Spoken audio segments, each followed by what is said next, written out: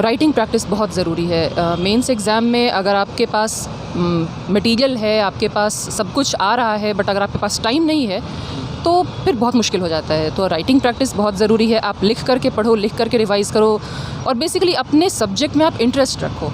जो आप पढ़ रहे हो उसको बस रटने के लिए मत पढ़ो, एक्चुअली उसको आप कोरिलेट करो कि देश दुनिया में क्या चल रहा है, तो इससे याद रखने में आसानी हो। नमस्कार, जनमंच न्यूज़ में आपका स्वागत है। बिहार लोक सेवा आयोग में आगामी दिनों साक्षात्कार चल रहा है।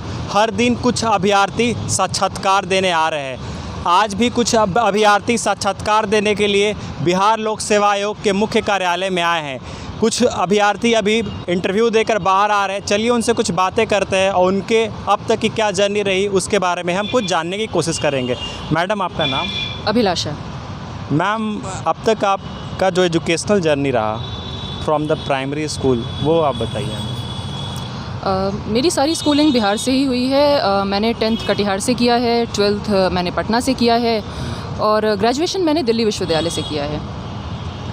किस सब्जेक्ट से आपने ग्रेजुएशन करा? जूलॉजी, जीव विज्ञान। जीव विज्ञान से। ये कौन सा अटेम्प्ट था मैडम? ये मेरा तीसरा अटेम्प्ट होगा इसमें। Third attempt. और अब तक कितने इंटरव्यू आपने अपीयर करे? सर, ये मेरा पहला इंटरव्यू था। और प्री कितने बार क्वालिफाई हुआ? 3 बार। प्री तीनों बार क्वालिफाई हुआ। मैम, प्रारंभिक परीक्षा के लिए कुछ स्ट्रैटेजी बताइए हमें। आपको इंटरेस्ट होना चाहिए सब्जेक्ट में। अगर आपको किताबें देख के सर भारी हो रहा है तो प्रॉबेबली स्ट्रैटेजी बदलने की ज़रूरत है। ये सबसे बेसिक टिप है।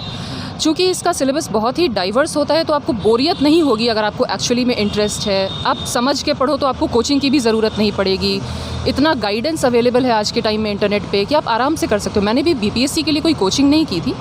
आप खुद से मेहनत करो, इंटरनेट से गाइडेंस लो, अपने फ्रेंड से डिस्कस करो, बस यही है। और मुख्य परीक्षा के लिए हमारा क्या स्ट्रैटेजी होना चाहिए? राइटिंग प्रैक्टिस बहुत ज़रूरी है। मेंस एग्ज़ाम में अगर आपके पास मटेरियल है, आपके पास सब कुछ आ रहा है, बट अगर आपके पास टाइम नहीं है तो फिर बहुत मुश्किल हो जाता है। तो राइटिंग प्रैक्टिस बहुत ज़रूरी है। आप लिख करके पढ़ो, लिख करके रिवाइज़ करो और बेसिकली अपने सब्जेक्ट में आप इंटरेस्ट रखो। जो आप पढ़ रहे हो उसको बस रटने के लिए मत पढ़ो, एक्चुअली उसको आप कोरिलेट करो कि देश दुनिया में क्या चल रहा है, तो इससे याद रखने में आसानी होगी। जीएस पेपर के साथ ऑप्शनल पेपर आपने कैसे मेंटेन किया? Time management. अब मैं ये नहीं कहूँगी कि बिल्कुल परफेक्ट टाइम मैनेजमेंट हर दिन हो जाता है। हर कैंडिडेट के साथ होता है कि किसी दिन आपका बहुत अच्छा गया, किसी दिन आपका 4 घंटे भी ढंग से पढ़ाई नहीं हुई। तो उससे एक दिन के फेलियर को अगले दिन आप मत जाने दो। अगर उस दिन गया उसको जाने दो आप, कोई बात नहीं। You appear for the next. इसमें किसी को 100% मार्क्स नहीं आते हैं। You do. साक्षात्कार की तैयारी आपने कहाँ से की? सर सही बताऊँ, मैंने साक्षात्कार की तैयारी नहीं की। मैं जॉब कर रही हूँ, साथ में मैं लॉ भी कर रही हूँ, तो मुझे टाइम नहीं मिला। But I was confident enough कि इसके लिए आप साक्षात्कार के लिए आप क्या तैयारी करोगे। आपका बेसिक नॉलेज वो टेस्ट कर चुके हैं। It is a test of your personality और आप पर्सनैलिटी एक दिन में डेवलप नहीं कर सकते। वो आप कॉन्स्टेंटली उस पर काम करो, आप अपने आप पे कॉन्फिडेंस रखो, बस। आप अंदर किस कमेटी में थे? I was in board number 3, in front of board number 3। साक्षात्कार में जो सवाल करे गए उसके बारे में कुछ हमें बताइए। बहुत ही कॉमन जनरल नेचर के सवाल थे। वो आपके बैकग्राउंड से ही आपसे सवाल पूछेंगे। जैसे मेरा बैकग्राउंड जूलॉजी में रहा है, तो अभी कोविड पैंडमिक, उसके बाद मंकी पॉक्स का आउटब्रेक हुआ। सो करंट अफेयर्स एंड आपका जो सब्जेक्ट है आपको उससे कोरिलेट करके सवाल पूछेंगे। अभी जो ज्ञानवापी मॉस्क पे हमारा डिबेट चल रहा है उससे कुछ क्वेश्चंस थे। तो आप बेसिकली अपने सब्जेक्ट पे कमांड रखो। आप देश दुनिया में क्या हो रहा है उसका, बस, और कुछ नहीं। And be confident, be happy. Interview member जो हमें प्रोवोक करने की कोशिश कर रहे थे आपको? नहीं, वो बहुत ही काइंड थे, तो मैं अपने आप को लकी मानूंगी इसमें कि उन्होंने ऐसा कुछ नहीं किया। जो करंट जियो पॉलिटिकल इवेंट चल रहा है हमारे आसपास में, उससे रिलेटेड कुछ सवाल इंटरव्यू में? एक सोसाइटी बेस्ड, बस एक वही था, ज्ञानवापी मॉस्क पे डिबेट है। अदरवाइज़ ऐसा मुझसे नहीं पूछा था। और इंटरनेशनल रिलेशन से कुछ सवाल जवाब? नहीं। जो इंटरव्यू अंदर जब हो रहा था आपका, तो वह अंदर का इन्वायरमेंट कैसा था आपको?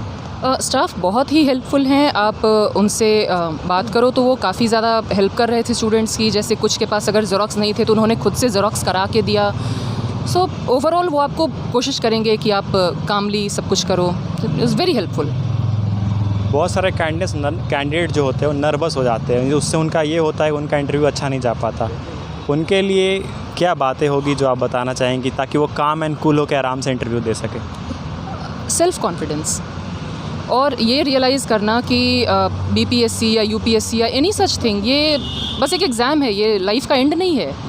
आप अपने टैलेंट पे काम करो, there are so many opportunities आज के डेट में।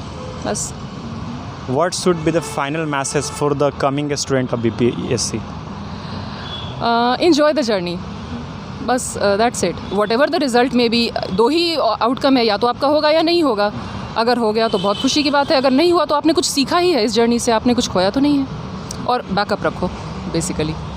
आपका बैकअप क्या है? मैं प्राइवेट सर्विस में हूँ। विच सर्विस? मेरा प्राइवेट जॉब है फ्रीलांसिंग का। या ओके, मैं आशा करता हूँ, जनमंच की टीम पूरी आशा करती है आप बिहार एडमिनिस्ट्रेशन में आएँ और यहाँ काम करें। देखते रहिए जनमंच न्यूज़। हमसे जुड़े रहने के लिए हमारे YouTube चैनल को सब्सक्राइब करें और नई वीडियो की नोटिफिकेशन के लिए बेल आइकॉन को दबाएं। अगर आप ये वीडियो Facebook पर देख रहे हैं तो लाइक जरूर करें और ज्यादा से ज्यादा शेयर करें। धन्यवाद।